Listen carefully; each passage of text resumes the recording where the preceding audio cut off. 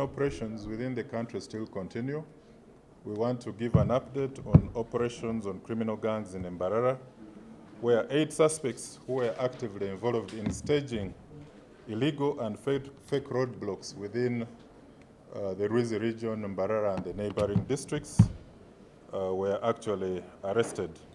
The arrested gang members include Mugonza Akim of Bihari, Muonge Nuhu of Biafra, Ukasha Chiyonga of Kamkuzi, Kakumu Dominic of Andrewsell, Simire Kennedy, Mukundane Darius of Shema, who is a former convict, Namanya Charles of Nyamitiobo Cell, and Lubega Frank of Mandela Cell. So we actually ganged up. We arrested members of this gang when we built on intelligence that was surrounding an illegal roadblock that had been staged, where Dr. Mugume Dixon of Mbarara was robbed of a laptop, 2 mobile phones, a bag with personal belongings, and several other items while driving back from a function to his home in Nyakaizi Cell in Mbarara. So he found when these gang members had blocked one of the roads to his home, and with a very huge log. So when he tried to maneuver, that's where other gang members jumped out of the nearing hideouts with the machetes and threatened to injure him.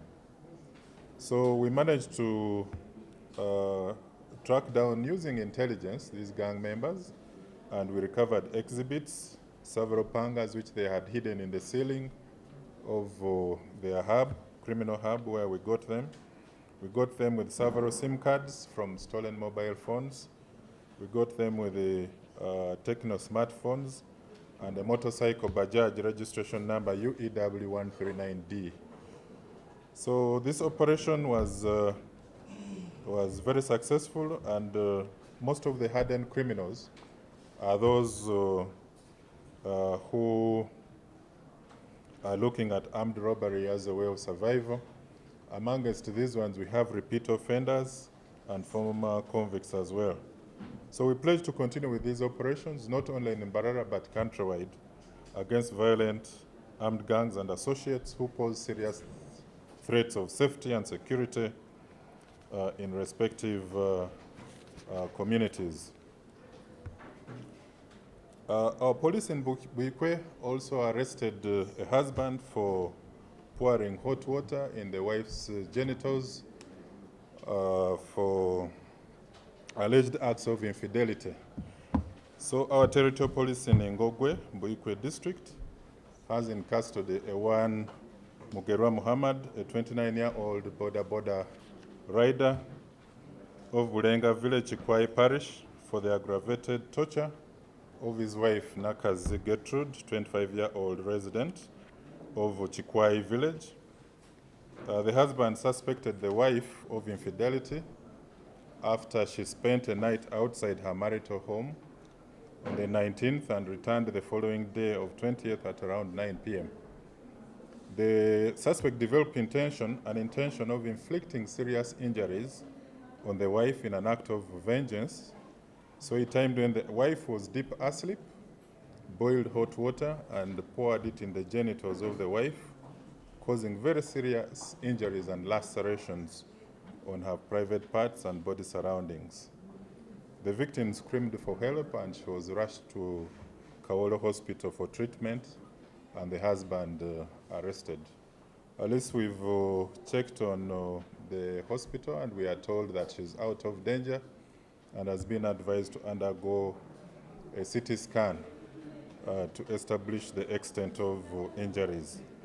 Now, this is an extreme example of domestic violence and revenge by husbands who react with fury instead of seeking better help on how to resolve domestic conflicts, including suspicions of infidelity.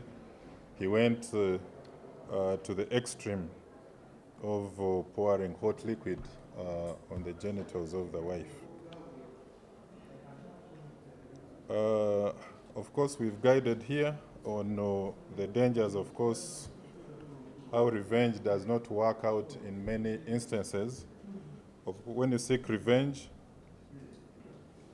there is a way also that it significantly also costs you as the person who is meting revenge or violence on a partner and so on and so forth. So we've given guidance around. You're aware that we continue to enforce the lockdown measures in Mubende and Kasanda. As of today, we've entered day 9 of the 21-day lockdown in Kasanda and Mubende. So we have 12 more days to enforce the health and safety protocols in the fight against Ebola in these 2 districts. There's been some bit of relief in the border sector and the community after border riders were permitted to transport luggage, but not passengers. Just yesterday, the Ministry of Health confirmed 9 individuals as being found positive for Ebola in Greater Kampala. And this within 2 days of, that is 48 hours, brings the total number of cases to 14, which is very risky.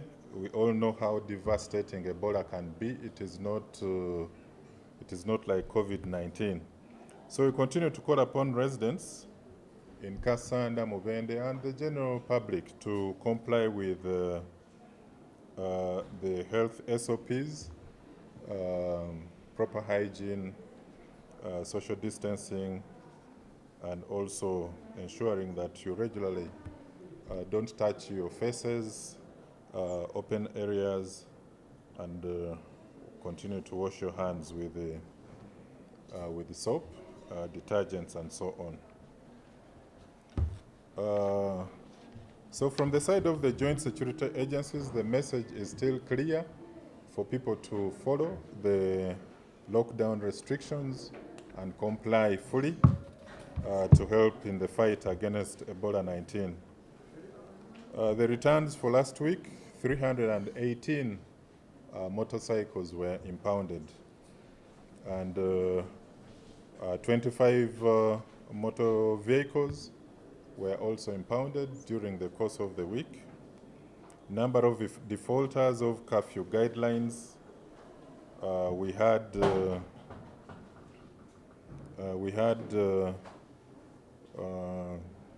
59 who were released on bond, 24 in custody, and then we had 4 who were taken to court. Courts have just started operating. I think they are also under fear on how to continue operating in the deadly Ebola